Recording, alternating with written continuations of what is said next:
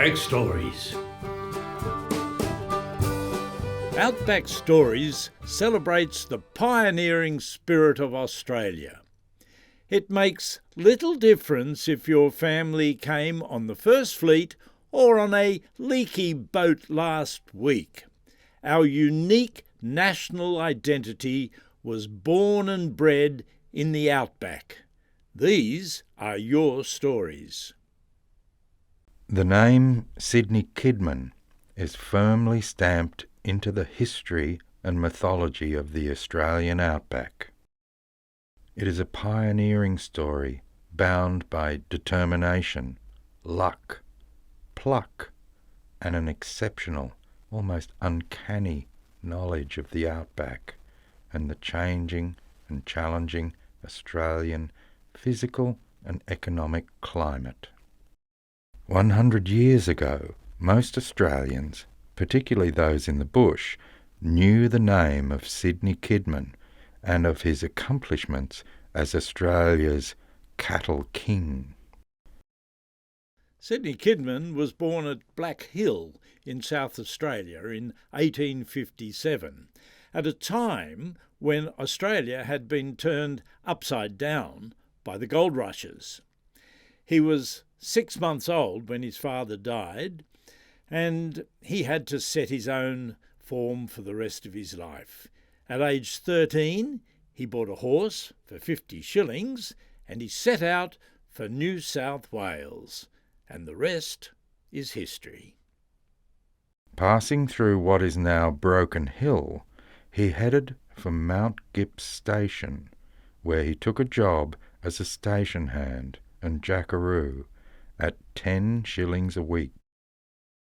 He must have been a quick learner, for 2 years later he moved to a better job at £1 a week at Poolamacca Station as a boundary rider and stockman.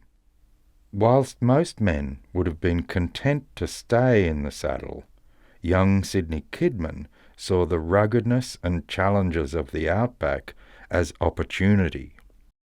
When severe drought hit the Central West, and with commodity prices soaring, Kidman realised a more reliable income could be made as a carrier carting supplies. So he left Poolamacca and invested his savings in a bullock team and wagon. He began working for himself as a carter. Broken Hill, established in 1883, was booming with one of the world's richest deposits of silver, lead and zinc. Kidman recognised above all miners had to eat and opened a butcher's shop. In truth, it was nothing more than a lean-to with some meat hooks and a delivery service to cater for the growing population. A quick dash to hometown Adelaide saw him purchase 60 horses, return to the barrier, sell them at a tidy profit, and immediately buy another mob from Burke and sell them. In 1884, Kidman made what looked like the deal of the century when he bought 1/14 share in Silverton Mine in exchange for 10 store bullocks. Reckoning he had already doubled his money for the sale, he soon sold his share for a £40 profit. In retrospect, it probably wasn't a wise decision, as Silverton became BHP, and his share today would be over $1 billion. One suspects, at the time, Kidman didn't think twice about selling his shares. He had other fish to fry. In looking at Kidman's life story, it is impossible not to be impressed with his business acumen. He seemed to be everywhere and rarely missed an opportunity. If opportunity was absent, he'd still find it. Even more remarkable was his ability to memorize his accounts. For many years he kept all his financial dealings in his head, and reputedly knew exactly how many cattle, sheep, and horses were on his properties, their value, and the size of the runs. Joining with his brother Sackville Kidman, he established S. Kidman and Co. as wholesale and family butchers. Sackville managed the office, while Sidney knocked down deal after deal, including diversifying into a mail coach service. After winning the mail contract, he immediately sold the coach service for a profit, and, he was fond of explaining, without putting a single horse on the road. It is obvious Sid knew the ways of the bush, and especially the importance of water. By the age of 22, he had been through the central floodplain country and realised if you had an interest in or controlled a large number of cattle stations along the river system and creeks of the floodplain, you'd do okay. That proved to be a whopping understatement, as S. Kidman and Co. set out to purchase vast rural holdings until it was claimed Kidman owned more land in the British Commonwealth than any other individual. He had earned his prize mantle of the Cattle King.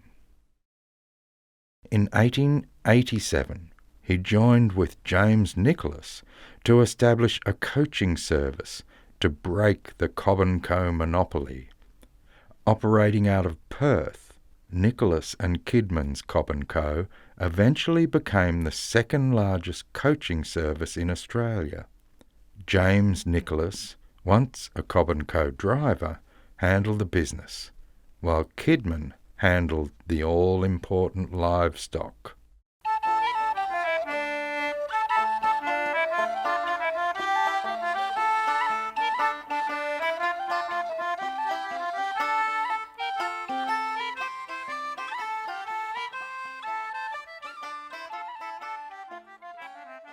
Midst all of Sidney Kidman's wheeling and dealing, he managed to marry, raise a family, and have a life. It is clear his passion for the outback never varied and never waned. Even after the unexpected death of his brother from peritonitis in 1899, he did not slow down. When a devastating 3-year drought commenced in 1900, Sidney Kidman saw opportunity where others saw nothing but despair. By this stage, he had amassed 17 stations, but with entire herds of stock perishing, he continued to push against despair. He sold his interest in Cobb & Co., sold Owen Station, took a deep breath, and gave firm instructions to his station managers: make the place pay, feed the men, and allow no waste. As the drought broke, he went on another buying spree, which lasted for another 25 years. He once joked that his philosophy was, if you don't own it, buy it. If you own it, sell it.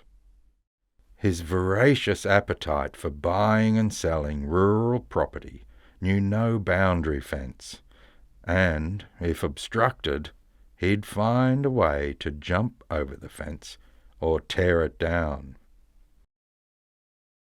It was even said at one stage that he was interested in purchasing the entire colony of Victoria as a cattle and sheep station, but decided it was a bit too small for his liking. One campfire yarn recounted how Sir Sid attended the Brisbane cattle sales and accidentally dropped his wallet in Queen Street, and it was so heavy it took 2 shearers and a roustabout to lift it off the pavement.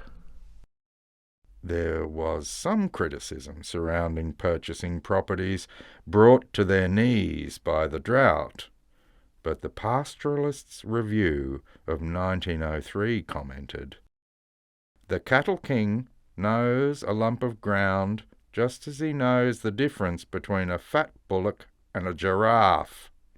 He stepped in and he did the business." He was also accused of ruining the back country near the Darling, where he replaced sheep with cattle. Although he ran sheep on some of his stations, he openly described them as jolly little monkeys.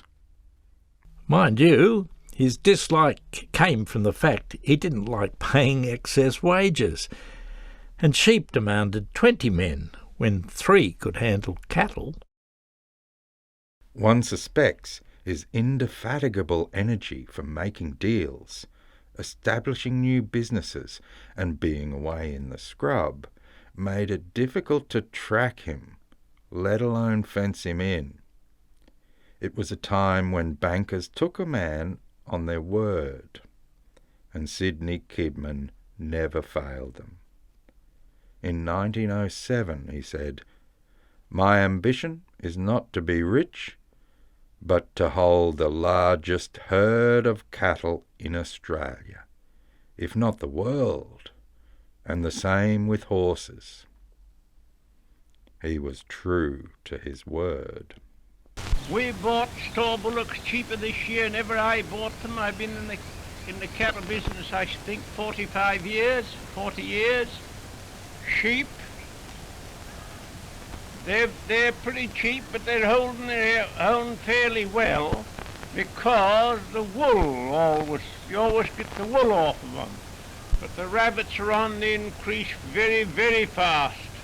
The rabbits has reduced the carrying capacity of all, practically Australia, especially out in the interior, 50% or more. They don't only eat all the best of the herbage and grass, but they bring all the nice young mulga and ring barks of many trees and kill them. My word, it's good to see the horses selling so well, isn't it? The horses are selling remarkably well, and the horse is the farmer's friend, because a horse you haven't got to buy petrol and oil to keep it going, spare parts. It's always ready to go as long as you give it a bit of grass. And the farmers produce enough grass and hay and other stuff to keep their horses. There is no doubt Sidney Kidman knew about cattle and horses. He was an exceptionally good rider, including wild bucking broncos. He was a regular at the sales, whether buying or selling. The Adelaide Register newspaper said, "Kidman knows beforehand what every beast is worth to the shilling. He knows the value of every hair on their hides." Dressed in his customary grey-blue suit, felt hat turned up at the back, he looked like a wiry bushman with eyes that had absorbed the weird and strange light of the outback.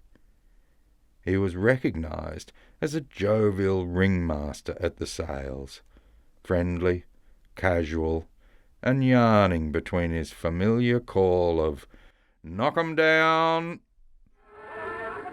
What am I offered? 20, 21. Right, 21 and a half. Right, gentlemen, we will go to the next bed. He is quoted as saying, "A man who never made a mistake never made anything else." Knighted in 1921, he remained down to earth, and whether in the city or bush, Kidman was known for talking bullock.